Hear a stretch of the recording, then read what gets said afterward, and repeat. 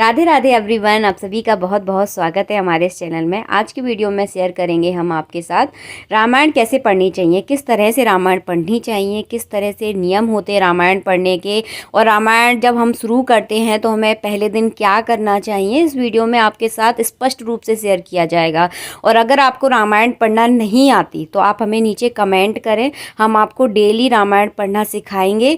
तो अगर आपको नहीं आती, आप इस चीज़ में इच्छुक हैं पढ़ने के, सीखना चाहते हैं, तो आप नीचे हमें कमेंट बॉक्स में कमेंट करें, तो उसके लिए हम वीडियो आप लोगों के लिए ज़रूर बनाएंगे।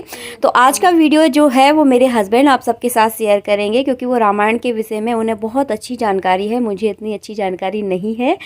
तो वही आप सबको बताएंगे कि किस तरह से हमें रामायण पढ़नी चाहिए। और रामायण जो पढ़ने की जो जगह होती है वो आप अपने मंदिर के सामने पढ़िए, क्योंकि जो मंदिर की जो जगह होती है, जो हमारे भगवान विराजमान होते हैं, बहुत ही ज़्यादा अच्छी मानी जाती है, क्योंकि वहाँ हमारे देवी देवता निवास करते हैं। इसीलिए हो सके तो अपने मंदिर के सामने आप रामायण पढ़िए। सुबह शाम जब भी आपको वक्त मिले आप रामायण ज़रूर पढ़ा करिए।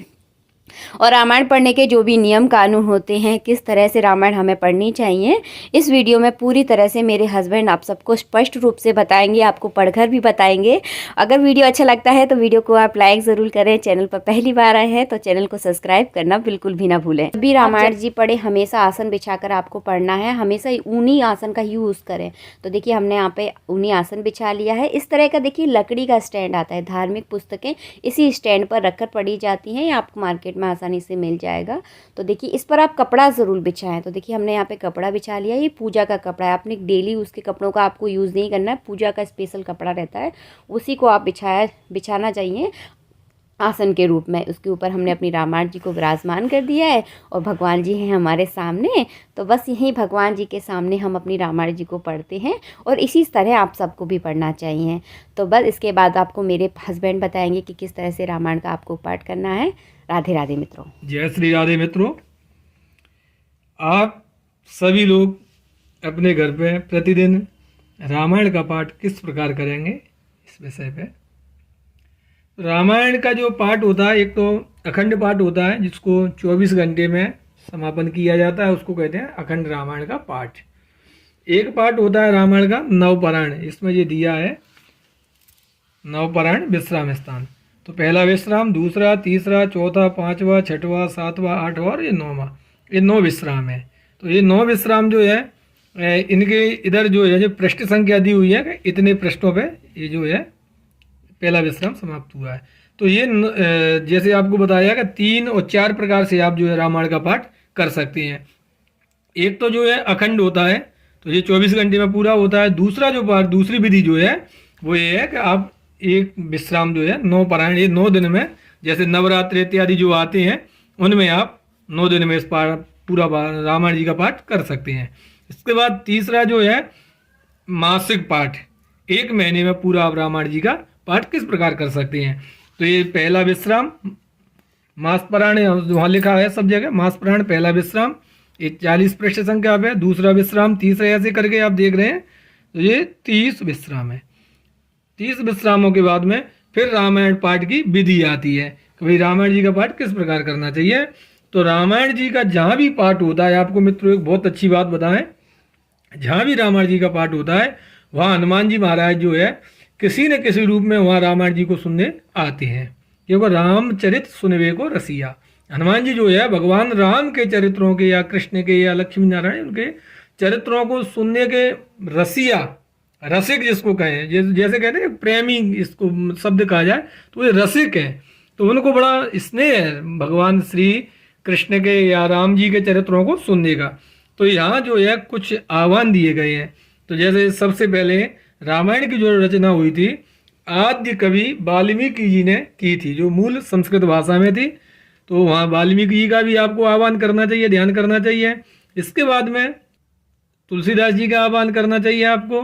फिर जो है गौरी गणेश का आपको आह्वान करना चाहिए, और सपत्नीक जो है लक्ष्मण जी का आह्वान करना चाहिए। सपत्नीक जो है शत्रुघ्न जी को आह्वान करना चाहिए, और सपत्नीक भरत जी का भी आपको आह्वान करना चाहिए, और हनुमान जी महाराज का भी आपको आह्वान करना चाहिए, ध्यान करना चाहिए, आह्वान करना चाहिए। उसके बाद में जो है फिर भगवान सीताराम जी का आप ध्यान करेंगे, आह्वान करेंगे, और षोडशोपचार विधि से पाठ पूजा करेंगे। तो षोडशोपचार विधि जैसे हमारे कई वीडियो पड़े हैं, इसमें आप जब देखेंगे कि षोडशोपचार पूजन किस प्रकार होता है, तो 4 बार जल चढ़ाना, फिर पंचामृत से स्नान, फिर वस्त्र पहनाना, फिर चंदन लगाना, चावल लगाना, पुष्प चढ़ाना, माला पहनाना, इसके बाद में अबीर, गुलाल, हल्दी इत्यादि जो नाना परिमल द्रव्य होता है वो सब चढ़ाना। इसके बाद में दूर्वा चढ़ाना, बेलपत्र चढ़ाना, समी पत्र चढ़ाना और सुगंधी इत्र चढ़ाना। उसके बाद में धूप और दीप दिखा करके, ये हमारे अलग ही कई वीडियो पड़े हैं, तो उसके बाद में फिर आप भोग लगाएं।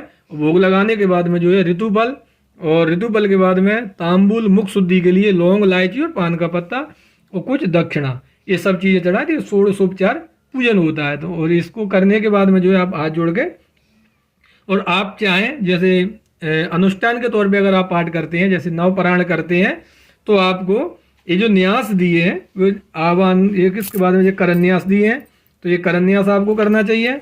और ये हृदय आदि न्यास दिए हैं, हृदय न्यास ये भी करना चाहिए। इसके बाद में यहाँ ध्यान करना चाहिए। और ध्यान के बाद में आप जो है श्री रामचरितमानस का पाठ कहाँ से प्रारंभ करेंगे, ये भी आपको अभी बताते हैं।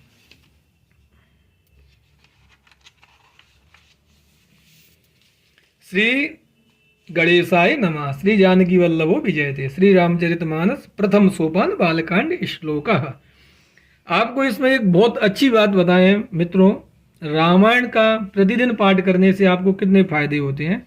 जैसे कि रामायण को जब आप पढ़ेंगे तो रामायण में सबसे पहले जो आता है वो है श्लोक, इसके बाद में फिर आता है सोरठा श्लोक, फिर उसके बाद में सोरठा, फिर उसके बाद में आती है चौपाई, और चौपाई के बाद में आपको एक थोड़ा सा दोहा, ये दोहा है, दोहा लिखी है, ये दोहा है, यहाँ जो चौपाई है, इसके बाद में ये लिखा हुआ है छंद, ये छंद आते हैं। तो आपको एक ये बताएं, जैसे इस लोक में यानी पृथ्वी लोक में आपको क्या करना है, बोले सो रटो।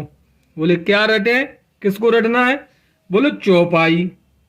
चौपाई जो आप देख रहे हैं, चौपाइयों को रटो। बोले कब रटना है इनको, फिर यहाँ प्रश्न हुआ कि कब रटना है, बोले दोहा। दो क्या है, बोले राम, जो अक्षर जो है राम या सीता या राधा या कृष्ण, ये जो दो अक्षर हैं ये आपको इस श्लोक में रटना है। तो ये सबसे पहले आपने देखा श्लोक, बोले श्लोक में बोले दोहा, सोरठा, बोले सो रटिए। बोले क्या, बोले दोहा। बोले दोहा मैंने राम, राधा, सीता, कृष्ण, ये जो दो शब्द हैं इनको आपको रटना है।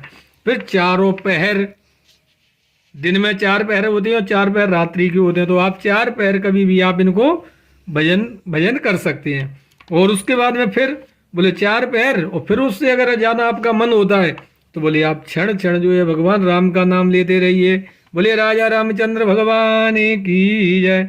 इस प्रकार जो है आप श्री रामचरितमानस का पाठ करें। तो ये 3 विधि हमने आपको बताई, एक तो अखंड पाठ की विधि, दूसरी आपको बताई नवपरायण, 9 दिन में रामायण जी का पूरा पाठ, और तीसरी बताई आपको मास पारायण, 1 महीने में रामायण जी का पूरा पाठ। इसके बाद मित्रों कई लोग चाहते हैं कि हमको प्रतिदिन रामायण जी का पाठ करना है। तो आपको प्रतिदिन रामायण जी का पाठ किस प्रकार करना है, आप एक निश्चित करें कि हमको प्रतिदिन जो है 5 दोहा या 1 दोहा, विषम संख्या के दोहों को हमको पाठ करना है।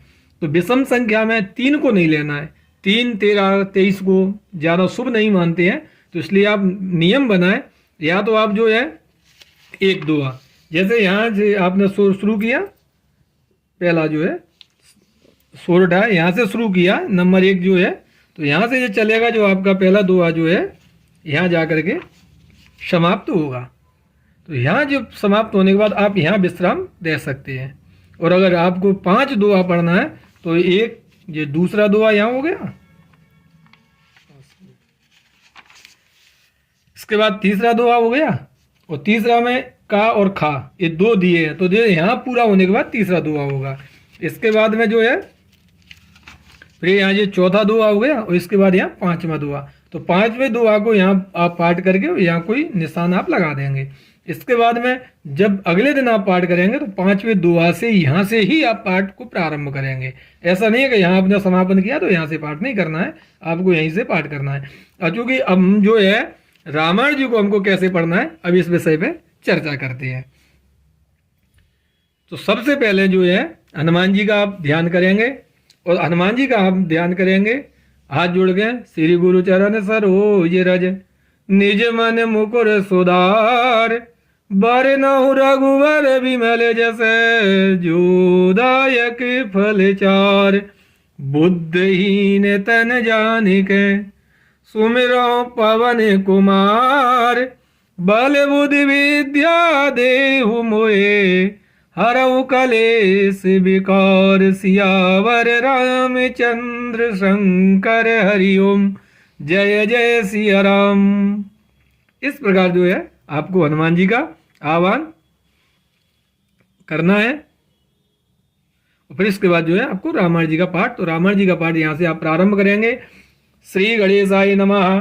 श्री जानकी वल्लभो विजयते। श्री रामचरितमानस प्रथम सोपान बालकांड श्लोक वर्णानामार्थ संगानां रसानां छन्दसामपि मंगलानां च करतारौ वन्दे वाणी विनायकौ भवानी शंकरौ वन्दे श्रद्धा विश्वासरूपिणौ याभ्यां विना न पश्यन्ति सिद्धा स्वान्तस्त्वमीश्वरा वन्दे बोधमयं नित्यं गुरुं शङ्कररूपिणं यमाश्रितो हि वक्रोऽपि चन्द्रः सर्वत्र वन्द्यते सीतारामगुणग्राम पुण्यारण्यविहारिणौ वन्दे विशुद्धविज्ञानौ कवीश्वर कपीश्वरौ उद्वदस्थितिसंहारकारिणीं क्लेशहारिणीं सर्वश्रेयस्करीं सीतां नतोऽहं रामवल्लभां यन्मायावशवर्त विश्वमखिलं ब्रह्मादिदेवासुरा यत्साध्यादमृषैव भाति सकलं रज्जो यथा हेर्भ्रमा यत्पादप्लव मे वहि भवाव बोध्ये स्थितिर्सावतां वन्देऽहं तमशेषकारणकरं रामाख्यमीशं हरिं नानापुराणनिगमागमसम्मतं यत् रामायणे निगदितं क्वचिदन्यतोऽपि स्वान्ता सुखाय तुलसी रघुनाथगाथा भाषा निबद्धमतिमञ्जुलमातनोति। यहाँ आप देखिए वर्णानाम अर्थ संज्ञानाम, आप अगर इन सभी श्लोकों को नहीं पढ़ सकते हैं तो आप श्लोकों का अर्थ पढ़ेंगे। वो अर्थ यहाँ पढ़ेंगे तो यहाँ कह रहे हैं कि भवानी शंकर वंदे, बोले भगवान शंकर जो है श्रद्धा और विश्वास के साथ याभ्याम बिना न पश्यन्ति श्रद्धा स्वान्तस्तमीसरा, भगवान शिव जी जो है श्रद्धा और विश्वास के साथ भगवान राम सीता का जो है भजन करते हैं। तो ये इस प्रकार आपको पढ़ना है। अब यहाँ से हम रामायण का पाठ प्रारंभ करते हैं। तो आप पाठ प्रारंभ करेंगे तो पाठ प्रारंभ करने से पहले आप संपुट भी लगाना चाहे तो किसी भी संपुट, कोई भी चौपाई का आप संपुट लगा सकते हैं। सबसे सरल चौपाई एक रहती है, मंगल भवने या मंगल हारी द्रवं सुदशरथ अजिर बिहारी जो सुमिरत सिद्धि होय गणनायक करिवर वदन करौ अनुग्रह सोय बुद्धि रास शुभ गुण सदन मुख होई बाचाल पंगु चढ़े गिरिवरि गहन जासु कृपा सुदयाल द्रवं सकल कलिमल दहन नील सरोरुह श्याम तरुण अरुण बारिज नयन करौ सुमम उर धाम सदा क्षीर सागर शयन कुंद इंदु समुदे उमा रमन करुणा अयन जाहि दीन परने करौ कृपा मर्दन मयन बंदहु गुरुपद कंज कृपा सिंधु नर रूप हरि महामोहतम पुंज जासु बचन रवि कर निकर मंगल भवन अमंगल हारी द्रवं सुदशरथ अजिर विहारी बंदहु गुरुपद पदम परागा सूरज सुवास सरिस अनुरागा अमीय मूरिमय चूरन चारु समन सकल भव रुचि परिवार।